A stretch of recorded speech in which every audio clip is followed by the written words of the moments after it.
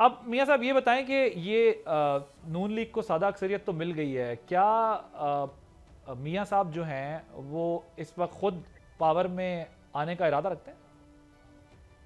देखिए, मैं तो मियाँ साहब की तबीयत को जानता हूँ। मैं उनके करीब रह के जो मैं उनके बारे में राय रखता हूँ या उनकी एक अपनी जो सोच है, किसी तौर पर भी कबूल नहीं करेंगे। देखिए, दो तिहाई अक्सरियत उनको 97 में मिली और उन्होंने पाकिस्तान को एटमी कुव्वत बनाया। आदल साहब, उस वक्त भी बड़ा प्रेशर था। ये नेशनल अप्रोच होती है, ये नेशनल लीडर होता है कि अपने आप को खतरे में डाल के भी वो रियासत के लिए, कौम के लिए कुछ कर जाए। आज दुनिया में आपको जो पजीराई है इंडिया जंग के बाद, वो एटमी कुव्वत होने की वजह से है। और वो नवाज शरीफ को याद रखें। फिर आ जाए, आज 2013 में दो तिहाई अक्सरियत मिली, उसने पाकिस्तान को सी पैक दिया, उसने पाकिस्तान की मैशत को संभाला दिया, सफारती तन्हाई से निकाला, दहशत गर्दी के खिलाफ ऑपरेशन किया। मगर हमने क्या किया? ये सारी चीजें यार आपके जहन में होनी चाहिए।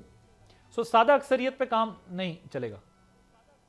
देखिए, दो तिहाई अक्सरियत से चलना मुश्किल होता है, तो सादा अक्सरियत से नवाज शरीफ जैसा बंदा जो आइन कानून की बालादस्ती पे यकीन रखता हो, अदारों को हुदूदों की हूद में रखना चाहता हो, वो कैसे कंफर्टेबल हुकूमत कर सकता है? ठीक, ये बताइएगा, ये क्या आपकी जमात को लगता है ये फैज़ हमीद जो है इनका इस्टेब्लिश हो जाएगा 9 मई वाला connection with PTI and Imran Khan? देखिए, बात यह है आदिल साहब, मेरी जमात, मेरी हुकूमत का मसला नहीं है। ये मेरी रियासत का, मेरी कौम का मसला है, मेरे आयन कानून का मसला है।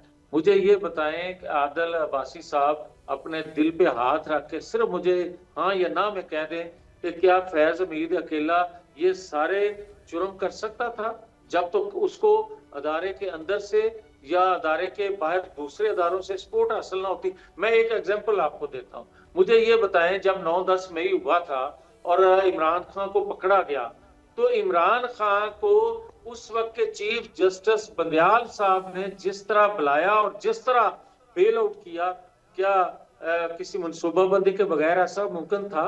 नहीं था। सब्सक्राइब करें और बेल दबाएं ताकि कोई खबर रह न जाए।